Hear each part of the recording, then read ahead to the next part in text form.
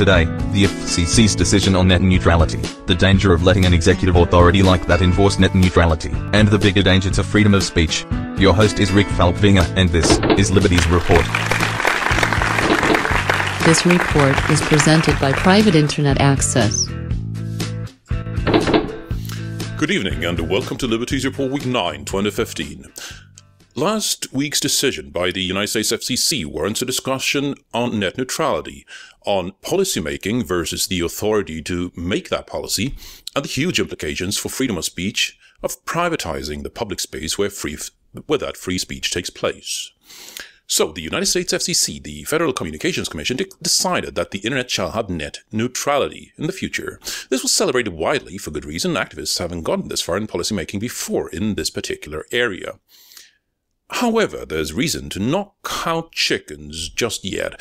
The 8-page decision from the FCC has not been published. It has not been released. Frankly, nobody knows what activists are celebrating at this point, or, frankly, if it should even be celebrated at all.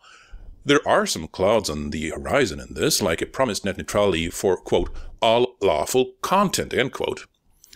That single word, lawful, is a stealth landmine with a nuclear warhead. It suggests that Internet service providers are made liable for sorting content into lawful and unlawful, for discriminating between lawful and unlawful, with all the horrible consequences of that, essentially turning ISPs into investigators, judges, and executioners against their will. That's copyright industry bullshit. And it's also one of the direct opposites of actual net neutrality. So is this good? We can usually trust an ancient Latin saying, cui bono, meaning who benefits. A more common phrasing of that, or a more modern phrasing of that, would be follow the money.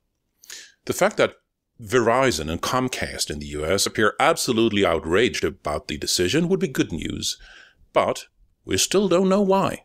We are operating in the dark here, and that is cause for some concern. However, there are deeper causes for concern in this development. There's the issue of what policy you want versus the side effects of the authority you use to bring about that policy. In other words, once you've put somebody on a throne for something they promised to do, what more are they going to do? Now that the FCC has established ownership of the Internet, what else are they going to rule, potentially with a different crew on board? The EFF, Electronic Frontier Foundation, has highlighted this as a Trojan horse in this ruling. It's worth recalling that this is the same FCC that outlaws the vague concept of indecency and tried to force those standards onto the Internet as late as 3 years ago, struck down on June 21st, 2012 by the US Supreme Court. Net neutrality should not lie with a random executive agency. It should be at a constitutional level. A random agency whose desires are questionable to begin with, may even change at a whim. The question of who gets to decide on fundamental rights, is actually a much larger issue than net neutrality. Freedom of speech today is at the constitutional level. It's supposed to be enforced by courts, guaranteed in practice by armed police, and yet that's not where the authority lies for worldwide freedom of speech today.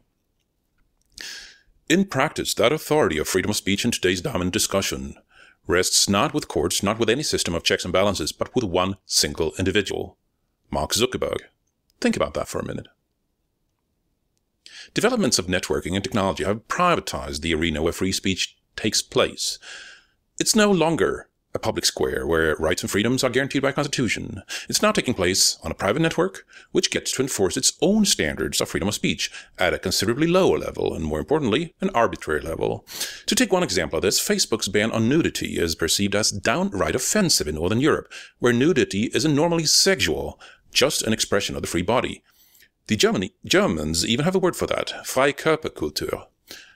And then when somebody from the US comes and claims that free, healthy, and completely unsexual nudity in Northern Europe is banned because they can't see it as anything but sexual.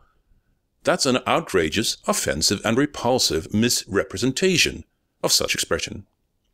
And yet Facebook has the final say, essentially forcing all nudity to be regarded as sexual, which has enormous consequences, not just for free speech, but for culture and body shaming in general. And here we start to see the problem. Corporations now have the power to make their corporate culture set a standard for human culture at large, instead of the other way around.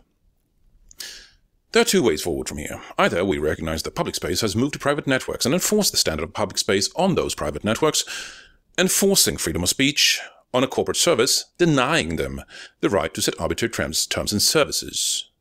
That, or we let the property principles of the private networks and contract principles of terms and services supersede freedoms of speech and expression, accepting instead that the next generation will never know freedom of speech as we did.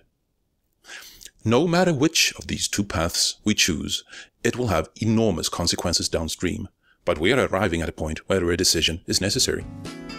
I'm Rick Falkfinger and this is Liberties Report. Visit our sponsor, Private Internet Access. Good night. This report is presented by Private Internet Access. Liberties Report is produced using exclusively free software.